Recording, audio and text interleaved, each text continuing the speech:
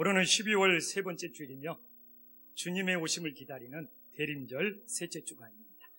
오늘 본문에서 예수님께서 무리를 걷는 기적이 나옵니다.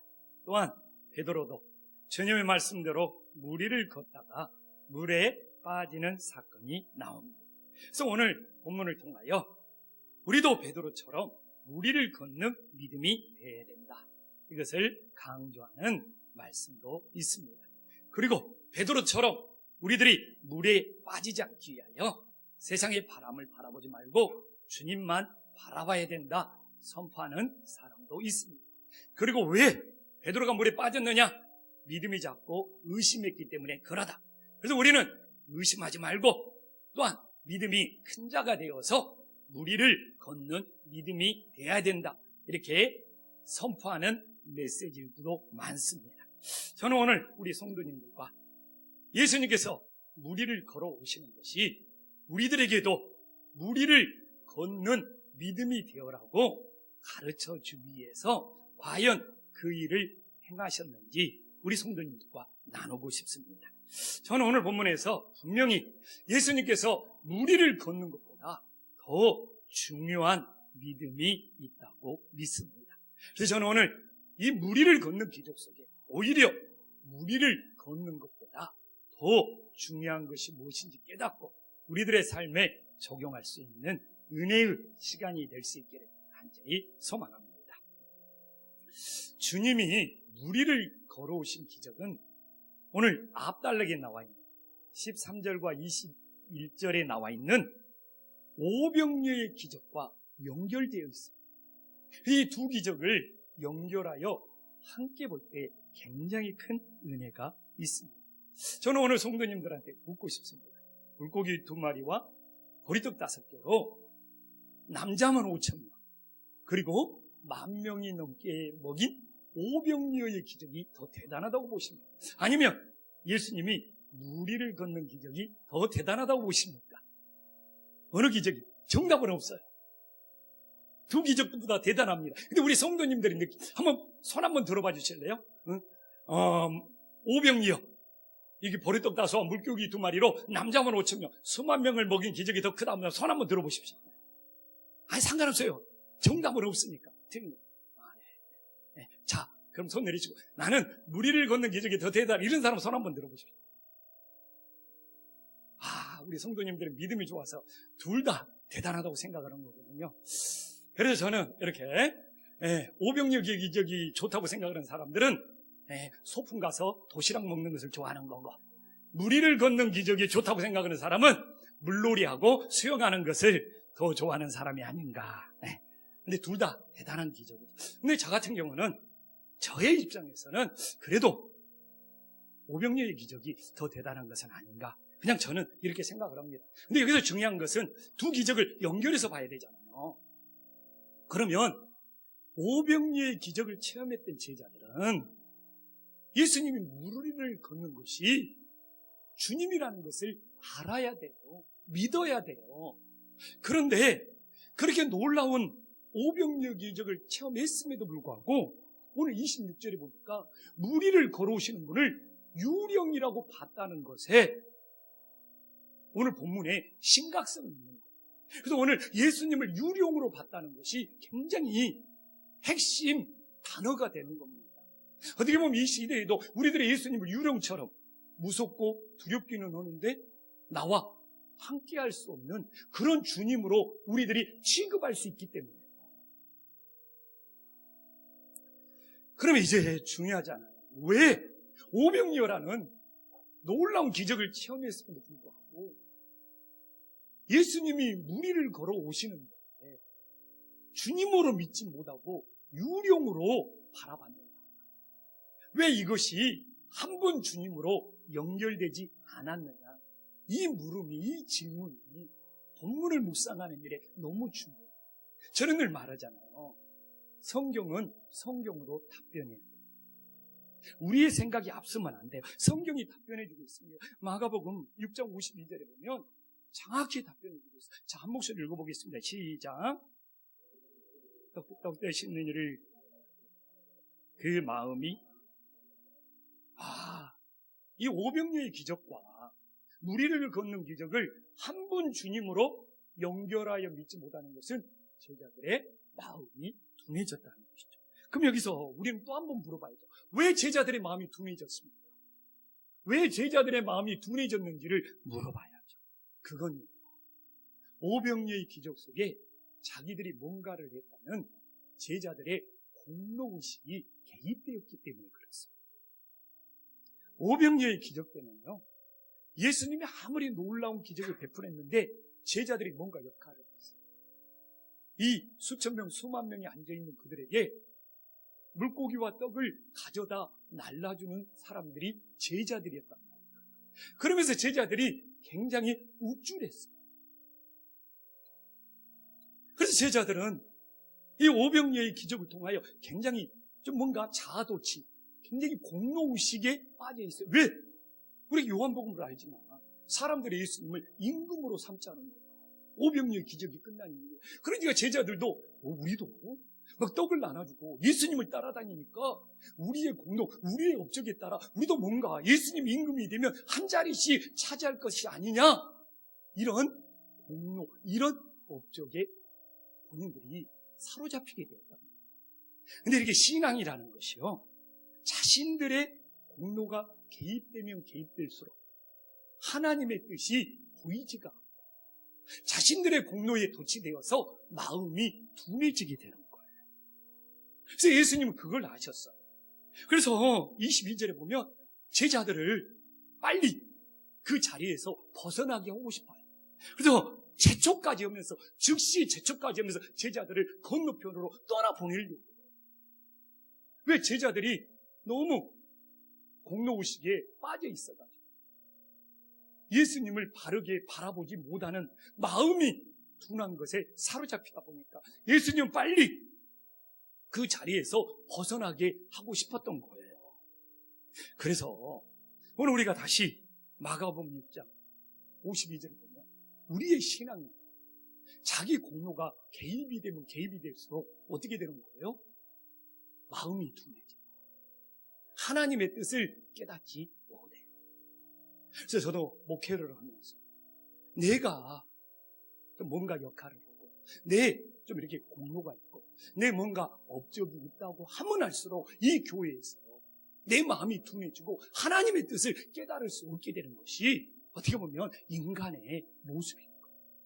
그러면 예수님은 지금 빨리 제자들의 콩깍지를 벗겨야 돼요. 그렇기 때문에 주님은 제자들이 공로의식에서 벗어날 수 있는 사건이 필요했던 거예요. 그래서 그들을 건너편으로 건너가게 하는데 24절에 보십시오. 이것이 바로 공로의식에 빠져있는 제자들의 콩깍지를 벗기는 사건이 되는 거예요. 바람이 거슬림으로 물결로 말미암아 어떻게 돼요? 고난을 당했어요. 근데 그들이 해질녘에 떠났잖아요. 근데 예수님이 도착한 시간은 언제입니까? 오늘 25절에 보면 밤 4경이에요. 오늘날의 시간으로 한다면 새벽 3시부터 6시까지. 그러면 이 제자들은 초저녁부터 새벽 3시가 넘도록 그 바다의 풍랑에서 벗어나 보려고 스스로 노력하고 스스로 몸부림치고 스스로 힘을 엄청 썼을 겁니다. 그리고 그들은 어부 출신이잖아요. 그래도 우리는 뱃놈들 아니냐면서 자신들의 온갖 방법을 통해서 스스로 벗어나려고 했는데 내 힘으로 도저히 안 되구나. 그 연약함, 그 무기력을 느꼈을 그 시간대에 예수님께서 바다 위를 걸어 오신 것이죠. 그래서 제자들은 오병이어의 기적대에는 나도 뭔가 했다는 그런 공로의식에 착각에 빠졌습니다. 바다의 풍랑 앞에서는 나는 아무것도 할 수 없는 연약한 존재라는 것을 깨닫게 되었다. 그리고 실제 보면 오병이어의 기적이 끝나고는 제자들이 예수님을 하나님의 아들로 인정한 것이 나오죠. 그러나 내가 무기력하다는 이 바다의 풍랑에 그걸 잠잠케 하는 기적이 끝난 이후에 이 사람이 진실로 하나님의 아들이었구나, 이 고백이 나오고 있어요. 그래서 제가 봤을 때는요, 오병이어 기적은 채우는 축복이에요. 그리고 실제 오병이어 기적을 때 예수님이 축사한다고 하면서 축복의 의미를 담고 있어요. 그러면 바다의 풍랑은 뭡니까? 비우는 고난이에요. 오늘 24절에 고난이라는 말이 직접 나오고 있어요. 그럼 우리는 인생을 살면서 이렇게 채우는 축복을 만나기도 하고 비우는 고난을 만나기도 한다는 겁니다. 그러면 우리가 진짜 믿음이라면 채우는 축복을 만날지라도 비우는 고난을 만날지라도 하나님의 뜻이 있음을 알고 감사할 수 있는 믿음이 진정한 믿음이 됨을 깨달으시기를 간절히 축원합니다. 근데 우리들의 마음이 둔해지면 한 분 하나님으로 연결이 되죠. 그냥 채우는 축복에는 뭔가 막 자기들이 한 것이 있는 것처럼 막 좋아하다가 비우는 고난이 있으면 와, 왜 그러냐고 하면서 원망에 빠져들고 주님이 안 보인다고. 이게 오늘 제자들의 상태처럼 마음이 둔해지는 거예요. 그럼 우리 인생을 살다 보다 금년 우리 성도님들은 어떻습니까? 채우는 축복이 많았습니까? 비우는 고난이 많았습니까? 그러나 그 안에는 동일하신 주님, 한 분 하나님의 주님의 뜻이 있음을 믿고 채우는 축복에도 비우는 고난에도 하나님이 함께 하시고 그 안에 주님이 나를 향한 선한 뜻이 있음을 믿는 것이 마음의 둔함에서 벗어나 정말 성숙한 믿음이 된다는 것을 우리 성도님들이 다시 한번 깨달을 수 있기를 간절히 축원합니다. 그래서 저도 금년에 분명히 하나님의 채우는 축복도 있었지만 비우는 고난도 있었어요. 그러나 두 개가 주님이 나를 향하신 그 거룩한 뜻이 있음을 깨닫고 동일하게 감사할 줄 알고 동일하게 주님을 따르는 것이 내 마음에 둔함에서 하나님의 음성을 들을 수 있는 은혜의 사건이 됨을 믿으시기를 간절히 소망합니다. 오늘 본문에서 베드로가 무리를 걸었잖아요. 베드로가 무리를 걸었다는 것은 어떤 의미가 있습니까? 마태복음만 나오고 있어요. 요한복음에도 무리를 걷는 사건이 있는데 베드로 이야기는 안 나오고 또 마가나 누가복음에도 동일합니다. 근데 왜 마태복음에서 베드로가 무리를 걷는 사건이 필요했을까요? 바로 26절 때문에 그렇습니다. 26절에 뭐라고 나와 있습니까?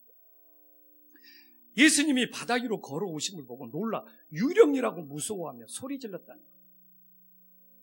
지금 제자들이 오병이어의 기적을 베풀었던 주님이 아니라 살아계신 하나님이 아니라 유령으로 봐버린 거예요.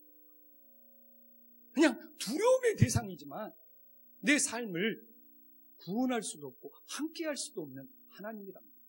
그래서 지금도 좀 표현은 그렇지만 예수님을 유령 취급하는 사람입니다. 오늘 예배를 드리면서도 예수님을 유령 취급, 뭔가 뜬구름잡기, 뭔가 두려움의 대상인데 나와 함께할 수 없는 그런 유령 취급의 주님이 되면 우리의 신앙은 실패할 수밖에 없다. 그래서 베드로의 이 사건은 무리를 걷는 사건은 예수님이 유령이 아니고 진짜 주님이라는 것을 보여주기 위해서 여기에 나타날 수밖에 없다는 것이죠. 그래서 베드로가 무리를 걸었기 때문에 예수님은 유령이 아니라 우리와 함께 할 수 있는 진짜 주님이라는 것을 보여주게 되었다는 거예요. 그건 베드로가 예수님이 유령이 아니고 진짜 주님이라는 것을 보여주기 위하여 무리를 걸을 수 있었던 이유가 무엇인지를 묵상해봐요. 그럼 예수님 베드로를 무리로 걷게 한 것은 딴 거 아니에요. 베드로는 지금 주변에 있는 제자들이 예수님을 유령 취급하니까 예수님께 오늘 본문은 예수님이 제발 유령이 아니라는 것을 보여달라는 거예요. 오늘 28절에 보면 저는 이 본문을 보면서 옛날에 만일을 의심하는 것이 아니냐 이렇게 묵상한 적이 있어요. 근데 잘못된 묵상이다. 만일 앞에 뭐가 나와 있어요? 주여. 이미 확실히 주님으로 고백하고 있어요. 그리고 원어의 뜻을 보니까 만일 주님이시거든 좀 유령이 아니라는 것을, 유령이 아니고 진짜 주님이라는 것을 나타내달라는 거예요.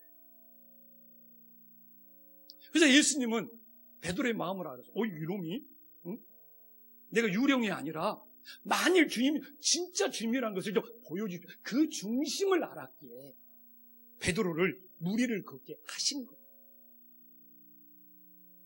그래서 여기서 중요한 것은 뭡니까? 내가 무리를 걷는 것보다 우리들의 신앙은 내가 어떤 말을 할지라도, 내가 어떤 행동을 할지라도 베드로처럼 예수님은 뜬구름 잡기의 유령이 아니라 진짜 살아계신 주님이라는 것을 보여주는 것이 중요함을 깨달으시기를 간절히 축원합니다.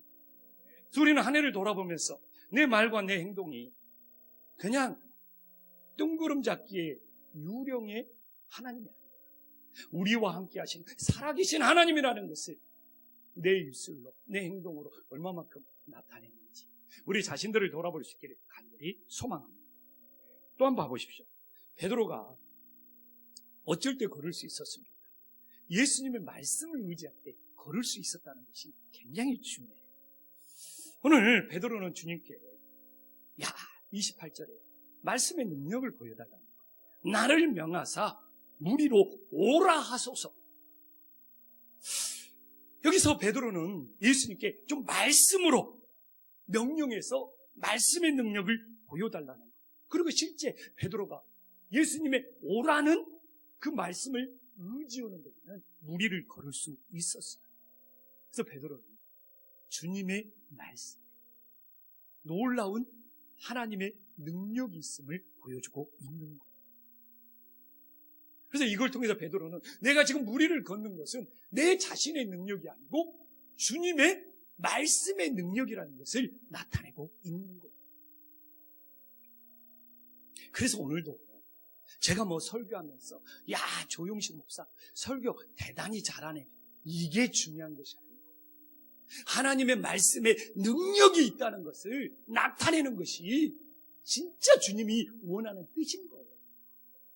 그래서 우리도 신앙생활을 하면서 하나님 말씀 붙잡고 지내면서요, 하나님의 말씀이 살아있고 능력이 있음을 보여주는 것이 진짜 주님을 따르는 믿음이 됨을 기억할 수 있기를 간절히 소망합니다. 또 하나는 뭡니까? 베드로가 어떻게 그래요? 예수님을 바라볼 때 그럴 수 있는 거예요. 오늘 29절에 보면 실제로 배에서 베드로가 내렸잖아요. 그리고 예수님께 향하고 예수님 바라보며 나갈 때 걸었습니다. 그래서 여기서 무엇을 바라보느냐, 누구를 향하느냐가 굉장히 중요한 거예요. 그래서 주님을 바라볼 때는, 주님께로 향할 때는 걸을 수 있었어요. 그러나 30절에 봐보십시오. 무엇을? 바람을 바라봤을 때는 그냥 무서워서 물에 빠져버렸다고. 그래서 지금도 우리가 신앙생활하면서 마음의 풍랑이 있죠. 금년에도 어떤 사람이 어떤 말로 내 마음에 풍랑을 일으키는 거죠. 근데 말한 사람은 몰라. 그러나 그 말을 들은 사람은 마음의 풍랑이 일어나서 시험 들어가지고 빠져버려요.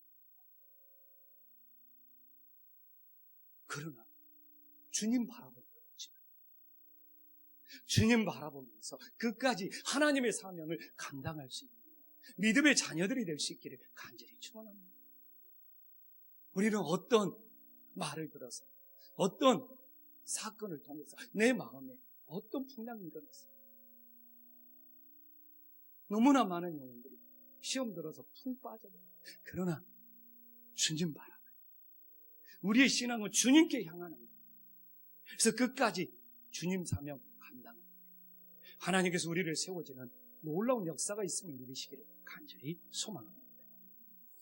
결국 베드로가 무리를 걸었지만 30절에 봐보면 베드로는 결국 물에 빠졌다. 이게 꼭 부정적인 것만은 아니에요.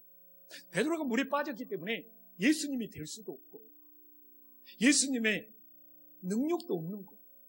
오히려 베드로가 물을 걷다가 빠졌기 때문에 연약한 존재고 예수님은 진짜 하나님이라는 것을 더 부각시키고 더 보여주는 거예요. 그리고 여하튼 베드로의 무리를 걷는 행동으로 빠졌든 어쨌든 예수님은 유령이 아니라는 소기의 목적까지도 달성할 수 있었다는 겁니다. 그래서 우리는 신앙생활을 유령처럼 취급하는 그런 주님이 아니라 살아계셔서 나와 함께 하시는 그 주님으로 봐야 한다는 거예요. 그래서 베드로가 오히려 물에 빠졌을 때 예수님이 오고 붙잡아주고 건져주고 이게 유령의 주님이 아니라 우리와 함께 하시는 주님이라는 것을 더 강하게 보여주고 있는 사건이 되어버리는 거예요.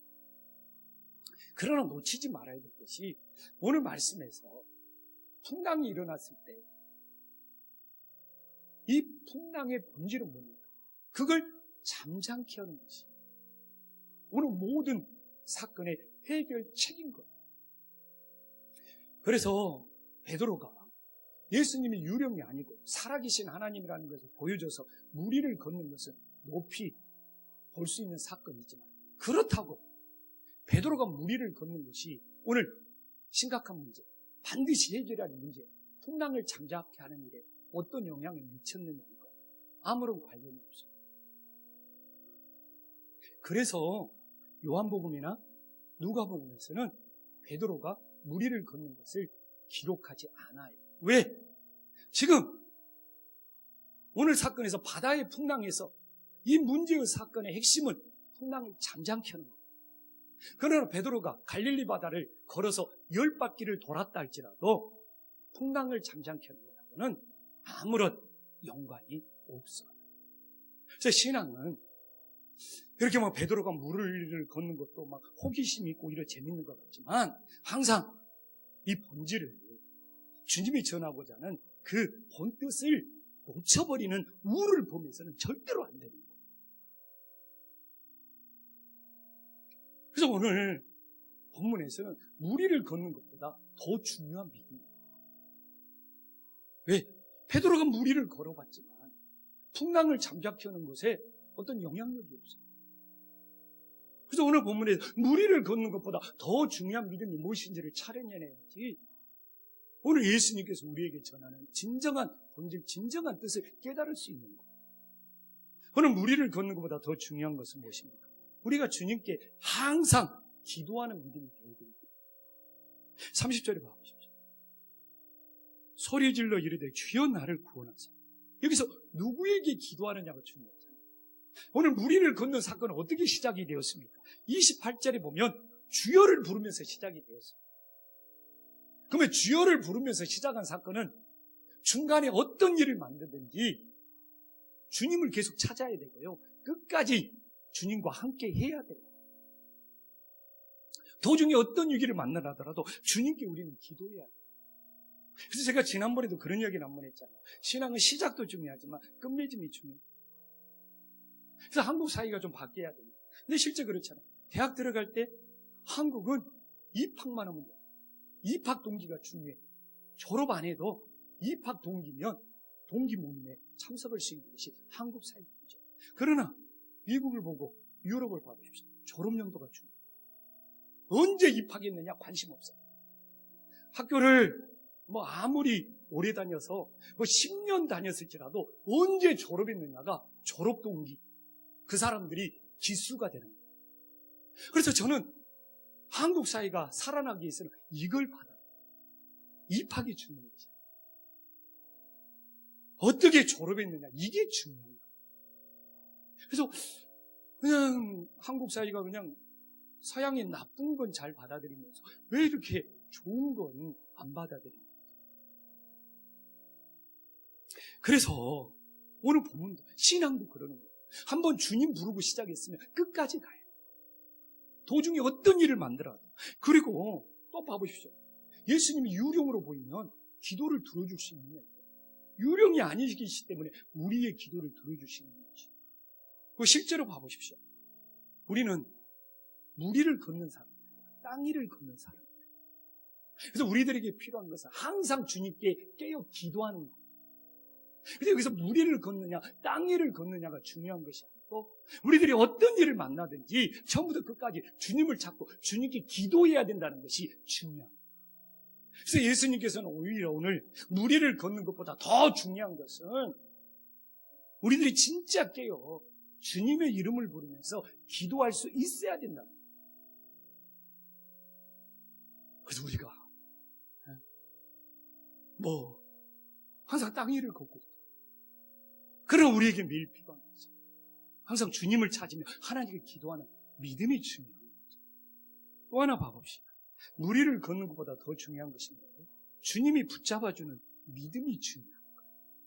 오늘 31절에 봐보십시오. 정말 주님이 즉시 손을 내밀어 베드로를 붙잡아 주셨잖아요.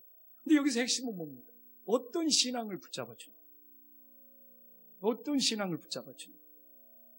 근데 유령 같은 주님이 베드로를 붙잡아 줄 수 있냐 이거. 살아계신 주님만이 베드로를 붙잡아 줄 수 있냐. 근데 어떤 신앙을 붙잡아 줍니까? 난 놀랐어요. 31절에 봐보십시오. 믿음이 작아 의심해. 믿음이 작고 의심하고 있는데 그것도 예수님이 즉시 손을 내밀어 붙잡아 줬어요.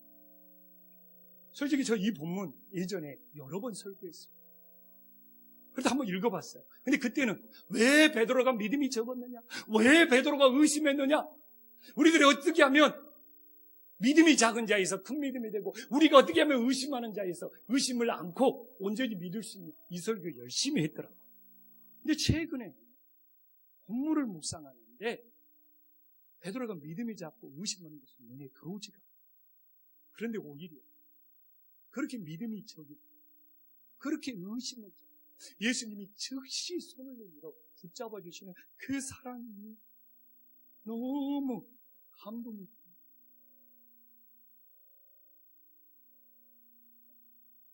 지금 우리 한국 사회 얼마나 지적을 잘합니다.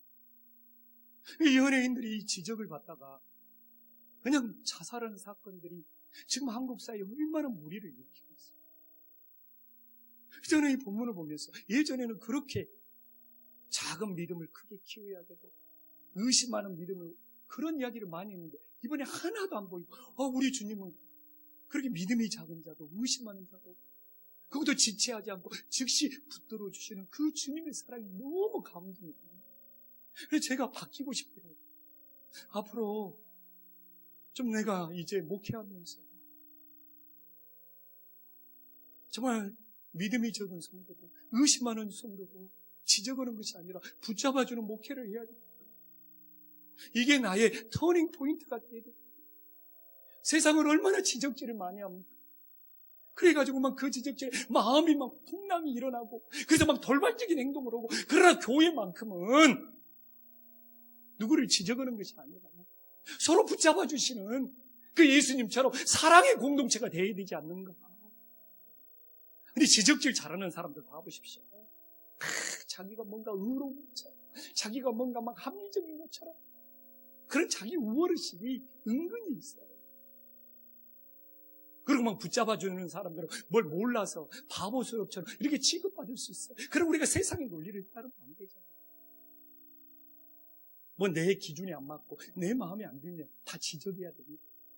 그건 아니죠.